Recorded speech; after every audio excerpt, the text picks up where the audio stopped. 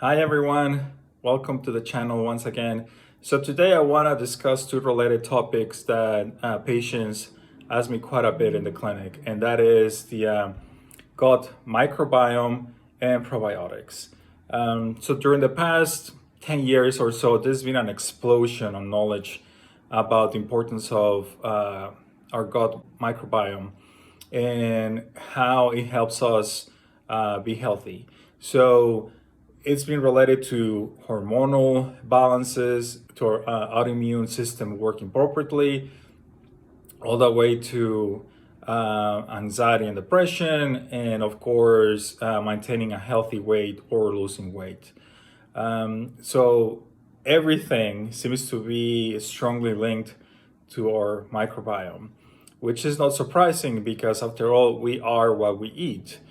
So all the food that we're putting into our stomachs not only is gonna help us be healthy directly with nutrition that it provides, but also with the nutrition that it provides to our bacteria and other microorganisms, and how these microorganisms interact with our bodies. So the main thing that I get asked about patients relating to this topic is whether they should take probiotics. Personally, I'm not opposed to anyone taking probiotics.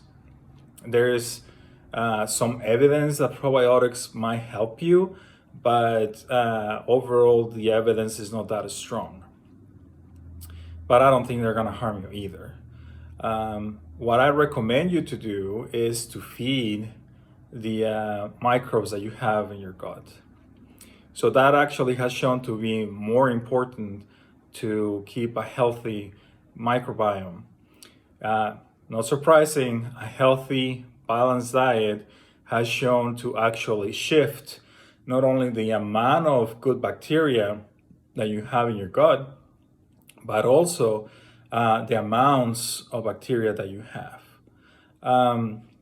Something that I have against probiotics from a marketing perspective is that companies sell you the probiotics telling you that they're good for your health and they're gonna do X and Y good things for you. The reality is that there is not a consensus as to what types of bacteria and what combinations of bacteria are gonna be good for you. And that's because scientists have analyzed the microbiome of thousands of people all over the world. And they've realized that someone that is healthy in the United States compared to someone that is healthy in China or Spain and Argentina, they can have a different composition of bacteria, type and numbers among all of them. So there is no like one silver bullet combination of bacteria that is going to be good for you, which is great. That means that there's multiple combinations, multiple bacteria that can be good for you. And that is kind of environment dependent. So the best thing that you can do is eat healthy. So that way, not only what you're putting into your stomach is gonna be directly nutritious to you, but it's gonna be directly nutritious to that particular set of bacteria that are actually healthy for you and that are found in the environment. So that's actually very important. There have been multiple studies that show that if they take poop, fecal matter from someone that is healthy and transplant it into someone that is unhealthy, actually the health of that person that received the transplant improves significantly. We're talking about hypertension, we're talking about diabetes, we're talking about obesity. I mean, people have lost weight just by the fact that they got a fecal transplant from someone that is healthy without actually exercising or drastically changing their diet, which is fascinating.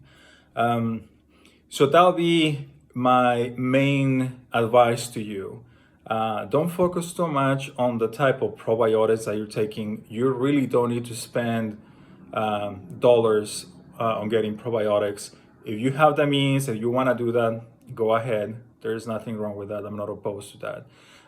But again, the most important thing is what you put in your mouth. Lastly, I want to touch on something that a patient brought up the other day about the brain microbiome.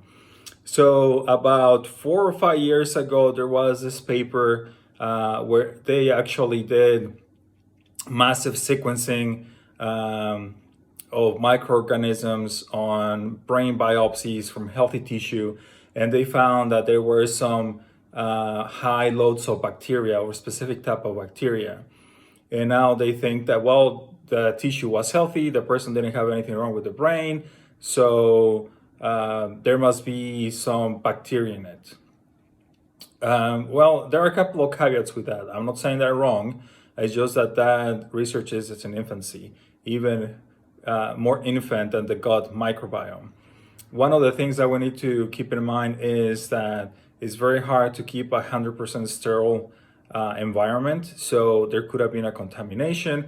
Number two, it is amply known in the scientific literature that healthy people have transient bacteria floating in their bloodstream, and that's perfectly normal and you don't get sick from it.